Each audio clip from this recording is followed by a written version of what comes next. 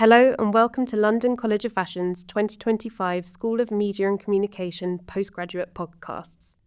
I'm Bex Cassie, Creative Director for the School of Media and Communication, and I'm excited to introduce this series of discussions, which highlights the work from students on the MA Fashion Curation and Cultural Programming course. In this series, we'll be discussing key themes that are shaping the future of fashion, from exploring exhibition dialogues as catalysts for change, to the intersection of physical and digital spaces in fashion exhibitions, and the process of navigating research to uncover and share meaningful fashion narratives. These conversations provide a deeper look into the ideas and practices that are redefining how we curate, present, and understand fashion in today's world. Whether you're in the fashion industry or simply interested in where it's heading, we hope you'll find these discussions insightful. Thanks for tuning in. We're glad you're here. I'm Dr. Sienna Madsen, course leader for MA Fashion Curation and Cultural Programming. Today I'm joined by two of my graduates from the class of 2024-2025. I'm so pleased to have you both here, and I think the best thing to do is have you introduce yourselves and give a kind of one-sentence summation of your master's project research. Emma, go first. So I'm Emma Wishart. It was really exciting to work on these projects. My focus was on documenting decay within garment collections, and specifically the types of narratives that can be drawn out of decayed garments and how to kind of formalize that process of documentation into a toolkit for collections to employ. Great, thank you. Maddie? Hi, I'm Maddie Huff. I focused on reactivating the aftermath of exhibitions, terming what I call post-curation, which uses exhibition dialogue as a tool for relational activism. Yeah. Wonderful. So two kind of very different aspects of fashion curation and cultural programming. Emma, I want to ask you about a phrase that you use in your research that I found really interesting, the generative power of decay. So tell us more what this means in relation to your fashion curatorial practice. Yeah, absolutely. So when I started my research, I was really impacted and impressed by the types of narratives that can be drawn specifically from decayed garments and how different those narratives might be when you consider them, especially when you're reflecting on kind of previous practices of focusing on intact garments for display. And so the narratives that could be drawn from intact garments I found differed quite greatly from garments that were in varied states of decay or damage, whether it be from time or from like the spoiling of a garment or from repeated wear. And I found both in my own research and when I was speaking to workshop participants in a workshop that I ran, that elements of decay, I think for people, really activate an emotional response and really attach people to the embodied experience of dress and wearing clothing. I found when people saw elements of decay, for example, on a worn shoe, they would think about who was wearing it, how were they wearing it, how did that kind of impact both the wearer and the state of the garment. And so I found these narratives kind of spun out in very interesting directions and kind of gave birth to new stories that I hadn't really heard previously in exhibitions, at least that I had attended. And so I thought that was a really productive site for exploration, which is kind of why I use the phrase generative power there. Yeah. And your research looks quite deeply into kind of the archive or the collection. And I wonder if you think about how you've discussed, not seeing necessarily those narratives in exhibition making. I wonder if you think about maybe future applications, how you might take this kind of generative power of decay into an exhibition space. Yeah, absolutely. So I shouldn't say I've never seen kind of decay used in really fantastic ways. Certainly the work of Ellen Sampson is phenomenal on wearing and the act of wearing out clothing. And I mean, she's an active researcher and her work is phenomenal and I think opening up a lot of really interesting pathways. And so she inspired me a lot in my work. And where that work might go in future, because I find I've spoken with Maddie about this previously, and I think we both reflect a lot on time and the influence of time in exhibition making. And decay, I think, makes time physically manifest in a really interesting way. It's kind of the evidence of the passage of time, especially when you're looking at historic dress. And so in future, I would love to explore time in kind of more intensive ways based through the lens of decay, basically. Great. And Maddie, thinking about time and those discussions that you two have had together, can you speak to me about your research methods? Because I know there's quite a lot of time and expanse of time that you used in your research. So tell me about that.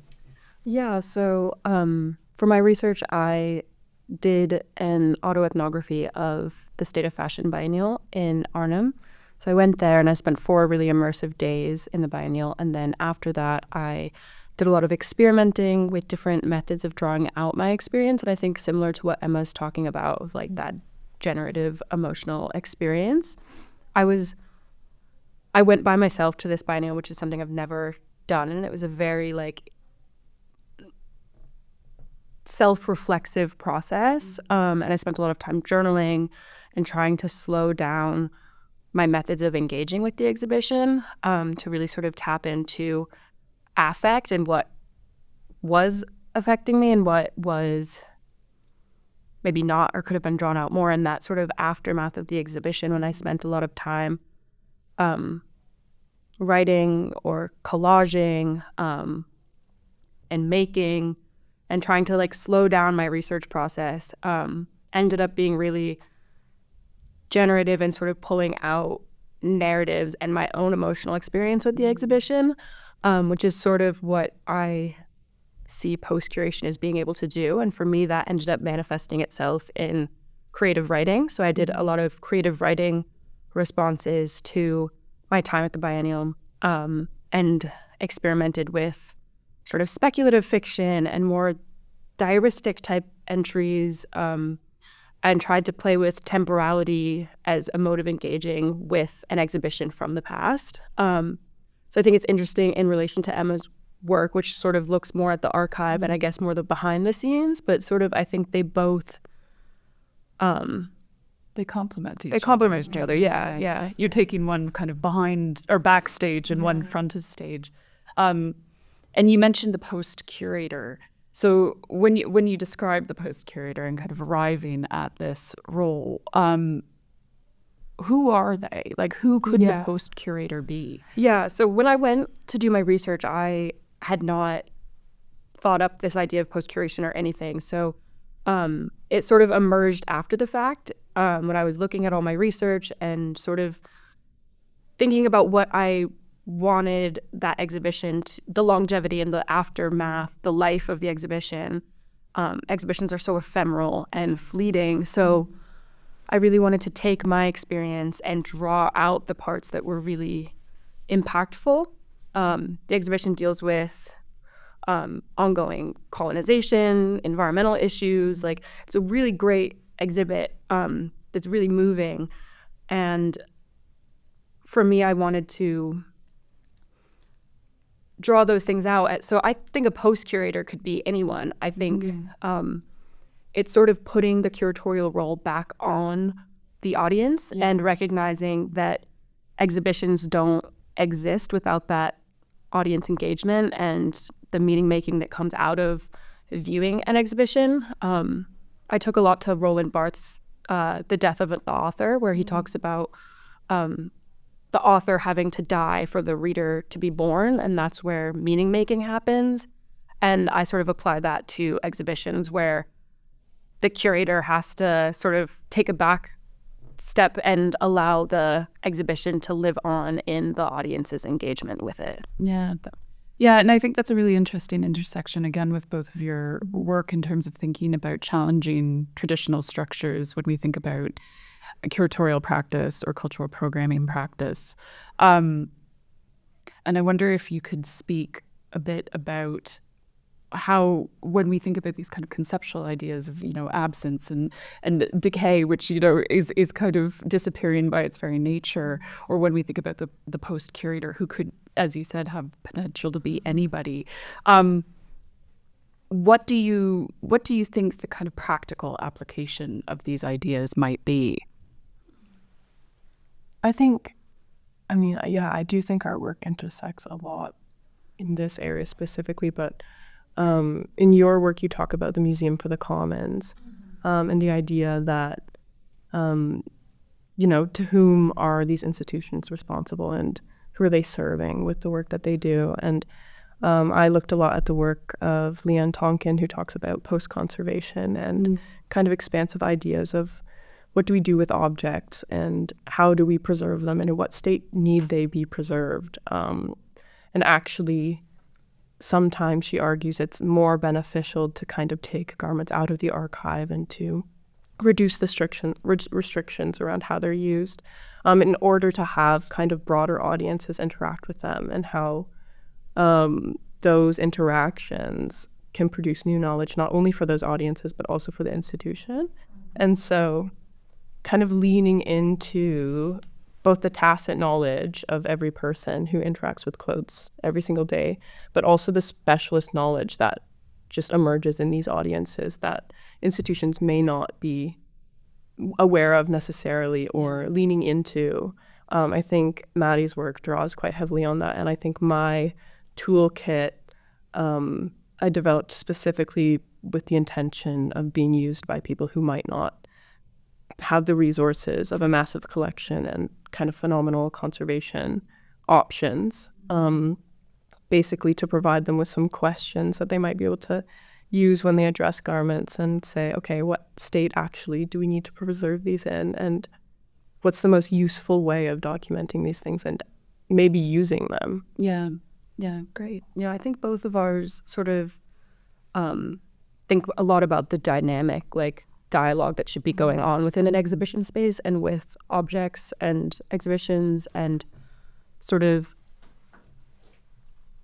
harnessing the dialogic relationship that you can have with the public and the lived reality of objects, and that those sort of emotional experiences that you might have. And I think clothing makes a really great point of contact for this because of the ubiquity of dress. Everybody wears clothing. Even if you're anti-fashion, don't claim not to be someone that cares about what they wear. I would be surprised if you went into certain exhibitions that are trying to pull in the emotional experience of wearing and didn't have some sort of emotional experience that responds to that. And I think not shying away from that experience is really important, especially with building sort of relational empathy and being in dialogue with each other, whether that's the curator, other audience members, objects. I think there's something really fruitful that can come out of that, and I think it looks really different for different people. And we both sort of experimented with different methodologies. You did a lot of videos, and then your workshop, which I was lucky to participate in, where we analyzed a shoe, and you asked me to spend a bit of time analyzing it and then respond to it. And I ended up writing a story about the shoe and these ideas of absence. And it was a really nice exercise because you didn't need to have a lot of understanding about dress to relate to the object in a way that was really emotional and fun. Yeah. So I think that's part and of it. And I think, again, you talk about the universality of being dressed and the dressed experience. And it's nice when these methods can you can see them applied, of course, with your peers and with, within the field, but you see how they could be useful for somebody who doesn't have any kind of connection necessarily to the concept of fashion, right? I wanted to talk about, again, the kind of, maybe not conceptual, but both of your work challenges hierarchies that have existed certainly within the field of fashion curation and cultural programming, but also within their concerns within the wider field of fashion, whether that's, manufacturing or fashion studies.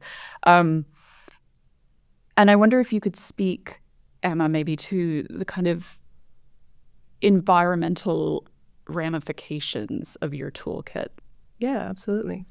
So when I was describing my research to my dad, I love this, but he was like, when I think about your project, I think about milk and yogurt. So if you kind of look at pristine, we call them pristine garments in pristine condition, as milk, and then decayed garments as yogurt. He says, like, he's a biologist, and he says, for a long time, biologists tried to stop milk from becoming yogurt, tried to stop that kind of process. And then they were like, wait a minute, yogurt is really good. And actually, we use it for very different things than you would never put yogurt in tea. Yeah.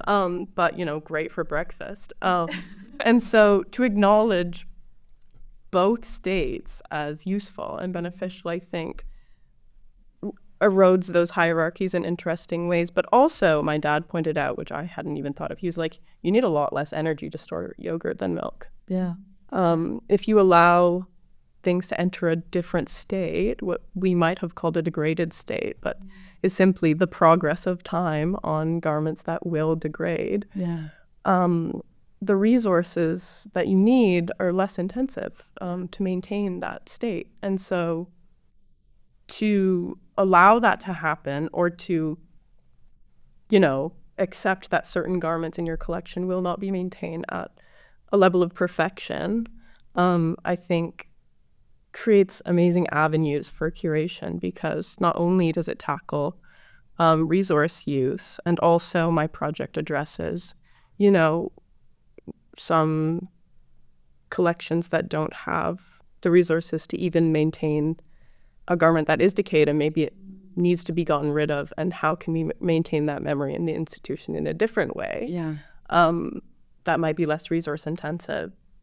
But to look at decayed garments as completely valuable and important, and simply using them for different narratives, telling different stories with them, I think opens up amazing opportunities and allows for a reconsideration of how resources are diverted around them. Yeah.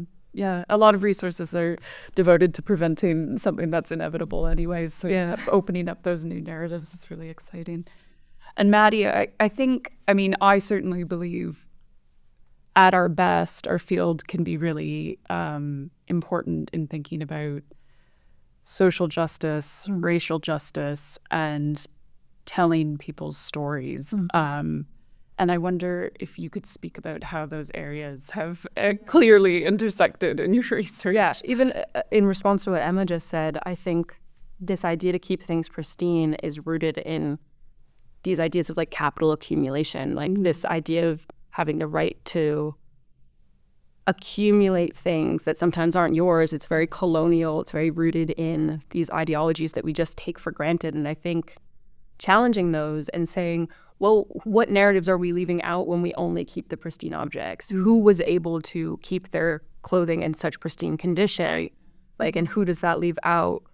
And it inherently starts to show other stories and allow other stories to have a place in the archive. And I think in doing that, it also brings more people around, people that have often not seen themselves represented in museums. And it just makes for a more interesting story. I don't need to see another, aristocrats, gorgeous 18th, I don't need to see that again. I mean, it's lovely, but I think there's a real potential to gather people in a space to have conversations about things that are really difficult to have conversations about. And the way you start with that is with empathy, which I talk a lot about, and this idea of witnessing, where you sort of, by engaging with harmful narratives of the past and being in conversation with one another, we're able to move these things that are really hard to talk about into the realm of the political. And I think objects are really a good way to do that. That's great. Both of you have talked about affect and emotion and memory through, emerging through your research, and certainly in Maddie's research method of kind of an autoethnography. That's really at the surface. But I wanted to talk about, I guess, more your, we say the research journey when you come on the course, but, thinking about your emotional role and maybe things that you've learned about yourself, if we can be that kind of, live, laugh, love, on the course, and things that have emerged through doing your research that is clearly so effective and so based in emotional experience. Emma? Yeah, I think one of the reasons I started on the course was because I had already kind of been impacted by the emotional nature of studying fashion history and fashion, and going to fashion exhibitions and really feeling a connection with what I was seeing, and also seeing the people around me being impacted in ways that I hadn't really noticed in other types of exhibition.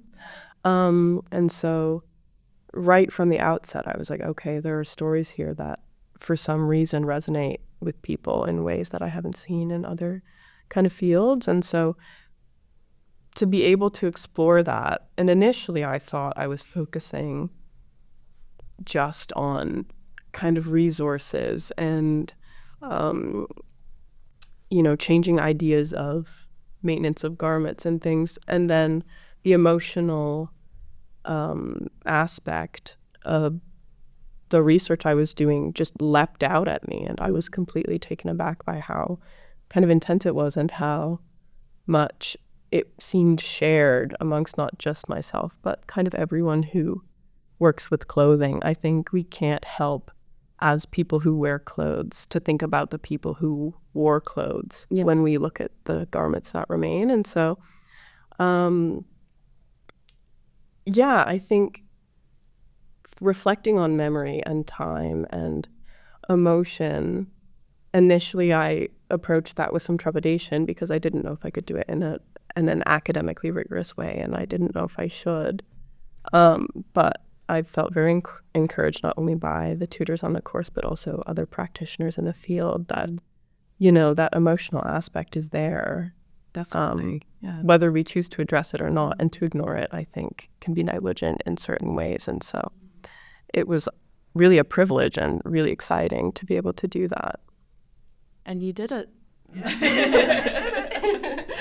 And Maddie, I was wondering if you could kind of give a summation reflection. I know it's hard to sum up this amount of time in however many sentences, but it's been definitely an emotional ride, especially this project. I chose something that was quite self-reflexive and pushed myself to do more practice-based, which I am from a research background.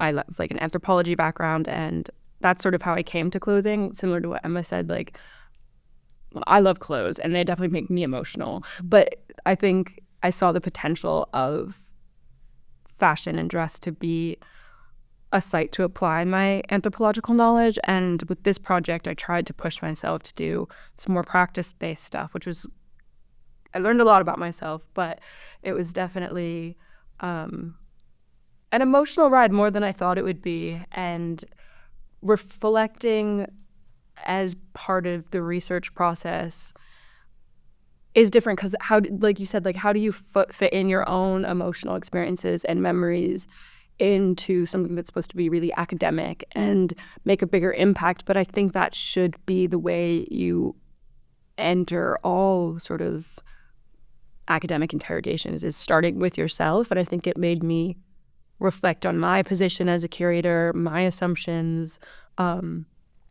and brought out some things that I didn't know about myself. So I think it's a really generative way to approach research. But yeah. And again, here you are. So was there a specific moment or a workshop or a seminar or something that happened while you were on the course at LCF that was a kind of pivotal moment for you, or a light bulb moment? Yes. And I'm trying to think of one, maybe three. So the three that kind of jumped out when you asked that question were, one that was run by Judith Clark and Amy DeLahaye, on collecting and, what is it to be a collector and what makes a collection. I thought that was a really, I think in a way it was empowering as someone who didn't yet see themselves as a curator, to be told, like, no, you're a collector and a curator in your own right, and you've actually been doing it forever. And we need to consider those ways of being as important, and, thinking about those collections as important, the ones that are personal to you. We had that fantastic workshop with Sensi Tinker Conservation. And just learning about processes of conservation obviously sparked a lot of questions for me and really made me start to think about the state of clothing and the nature of construction. And then a workshop with Daniel Caulfield-Strickland on embodied research practice. And I think that, again, was empowering because it was an acknowledgement that that kind of embodied process is valid in this field, and the knowledge that you gain from wearing clothes yourself actually can translate into the work that you do. Like it makes you an expert in a specific area of fashion research, and so I think those three were kind of crucial for me. Great. Yeah.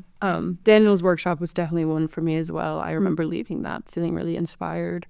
And he was my advisor for my MA project, which was a really great experience because he kept pushing me to trust myself in doing practice, which is not something that that comes easily to me. And I think just hearing him speak about his own research and what that blossomed into, and having it be very sort of self-reflexive and embodied, was really inspiring and sort of reinvigorated my ideas and enthusiasm for what I was doing in a really meaningful way. And another one was, we had a workshop with the Museum of Transology, which was just fantastic. I was already doing a project at the time about their collection, and getting the chance to see some of the objects in person and talk to the founder and curator was really impactful. And I have been meaning, I want to get involved with their open collecting days. And it was just a really great workshop centered around community curating and really spoke a lot to things that I care about. So it was great. But there have been so many amazing trips and workshops that Wonderful. So you're here now. You're through it. Do you have any advice for future MA students on fashion curation and cultural programming? If you had one nugget of advice for them. I think don't hold back. It can be scary to get out of your comfort zone, but the tutorial team is really supportive of you experimenting, trying, failing, making sense of failures, which is something that I was really scared of, and I don't think I would have done if I hadn't been pushed to do it. And I definitely, even with my things that I don't think came out perfect, I learned so much in that process. And I think just make the most out of every workshop and talk to people, pick their brains, and really find the people in your course that you connect with on that sort of intellectual, creative way, because they're going to be with you throughout the whole journey. And I think some of the conversations I've had with my course mates have been the most generative, and definitely connections that I'm going to have throughout my whole career. So I think that's really good advice. I think on the course you need both confidence and humility. So I think when I came onto the course, I was not very confident in basically being a student of fashion curation. I didn't know if I was ready, and I didn't know if I was qualified to do it. And I think that prevented me from reaching out to people who would have been more than willing to talk to me because, you know, it is a field of incredibly generous practitioners who are all incredibly creative and imaginative in how they approach the field and the discipline, and so are completely willing to hear from students who might have totally, you know, off-base ideas or kind of unrefined processes of looking at things. And the practitioners I spoke to all had a ton of time for that and to talk about that. And so I think the generosity of the practitioners in the field absolutely was the most encouraging thing to me on the course. And so the confidence to reach out and also the humility to know that listening and asking questions is kind of the best way to get through it and to constantly be willing to hear different perspectives and new ways of thinking about things, I think. Yeah, for sure. Was crucial. Yeah. It's, I mean, we learned, you know, as Maddie said, we learned just as much from kind of the challenges or the things that don't work the way we thought they did or might have, as we do from the things that just kind of slot nicely into the ideas or the kind of pre-existing notions that we already have. And I think that's something that you never lose in this field. You know, you're always, as Emma said, excited to hear about new ideas and the way people are thinking about fashion. So let's end it on what's next. What's the future hold for you two? Any projects you're working on right now, or things you're hoping to get into action? Yeah, I want to continue my MA project, which was sort of developing this idea of the post-curatorial and start applying that to other exhibitions, sort of just on my own time as a way to get more in touch with myself as a curator.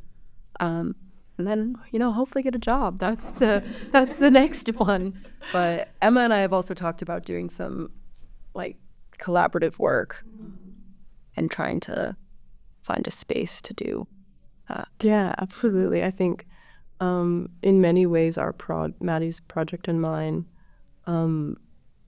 tackle very different things, but from a very similar starting point in terms of the assumptions that we're making in our research. And so I think, you know, being able to find Maddie and other students on the course who are doing research that excites me and, you know, people who are willing to work with me, I think is really exciting and leads to a lot of interesting opportunities. I'm also really interested in writing a lot more about my research. I've already started doing that and kind of moving further with decay and time and reflecting on those things. And I would love to talk about it more and to write more about it. And so, yeah, that's been important, I think, gaining the confidence to kind of articulate my own space in the field. Yeah, absolutely.